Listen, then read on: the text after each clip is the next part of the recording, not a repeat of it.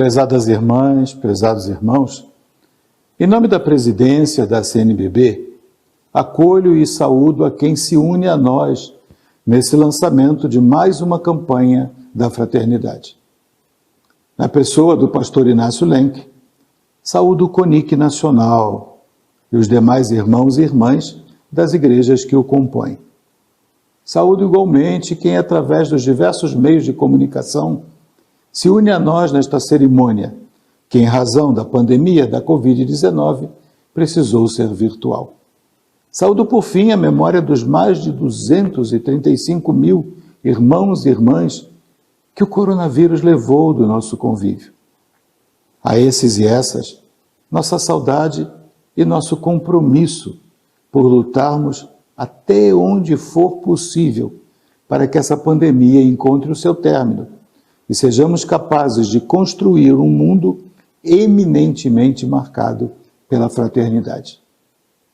É certo que a fraternidade exige presença, contato, convívio, mas exige também maturidade suficiente para podermos viver o distanciamento, quando, por razões que nos ultrapassam, ele se faz necessário.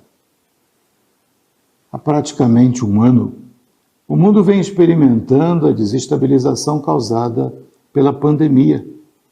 Uma desestabilização que exige de nós maturidade e responsabilidade suficientes para saber que ainda não é o momento de nos encontrarmos em modo presencial, embora seja grande o desejo de o fazer. Afinal, criados uns para os outros, sentimos a falta da presença, não apenas virtual dos irmãos e dos irmãs. Queremos o abraço, nós ansiamos pela proximidade. No entanto, como dito tantas e tantas vezes ao longo do último ano, distanciamo-nos agora para nos encontrarmos assim que possível. A fraternidade, de fato, se alimenta do convívio, do encontro, mas se alimenta também do cuidado, do zelo pelos irmãos e irmãs. É verdade, não podemos negar que o vírus, já tão letal em si mesmo, encontrou aliados na indiferença, no negacionismo, no obscurantismo, no desprezo pela vida. Sejamos, portanto, aliados na responsabilidade, na lucidez e na fraternidade. Reforcemos o coro dos lúcidos a clamar cada vez mais pela vida. Em 2020, fomos marcados por muitas situações e muitas palavras. Uma dessas frases foi, sem dúvida, o grito de socorro por não poder respirar. Um grito que tomou várias formas, desde maio do ano passado, com a morte de George Floyd, até cada pessoa que morreu por falta de oxigênio em Manaus e em outras localidades da querida Amazônia. Diante de tudo isso, irmãos e irmãs, não podemos nos deixar vencer pelo vírus e seus sicários. Não poucas vezes o Papa Francisco tem insistido que não deixemos nos tirar a esperança. Permitam-me, portanto, usar esse pensamento e dizer que não podemos deixar que nos tirem a fraternidade. Aliás, entre a esperança e a fraternidade, existe um vínculo muito forte, pois ambas, esperança e fraternidade, se alimentam mutuamente, a ponto de, perdendo uma das duas, e mais ainda, o laço entre elas, perderemos nossa condição humana. Podemos até ter ar, oxigênio para respirar, e devemos tê-lo, precisamos tê-lo. Mas não teremos o que nos faz humanos, distintos do restante da criação, que pelo critério da seleção natural vive a lei do mais forte. Nós, humanos, porém, fomos criados para a fraternidade. É por isso, irmãos e irmãs, que esta campanha da fraternidade, além de tudo que uma campanha da fraternidade significa, traz consigo um significado que não podemos perder, não podemos deixar morrer, sufocar, abafar. Perplexas pela pandemia, as igrejas que compõem o CONIC, Conselho Nacional de Igrejas Cristãs, e algumas igrejas observadoras, uniram-se e identificaram no tema do diálogo a mensagem que nosso tempo necessita. É triste ver que nosso tempo vem apresentando a marca das radicalizações, das polarizações, do desrespeito às pessoas, em especial as mais simples, as mais vulnerabilizadas. Nosso tempo necessita que radicalizemos a fraternidade e a comunhão, a solidariedade e a partilha. Não se trata, por certo, de querer que todos pensem do mesmo modo, pois Deus não nos criou clones.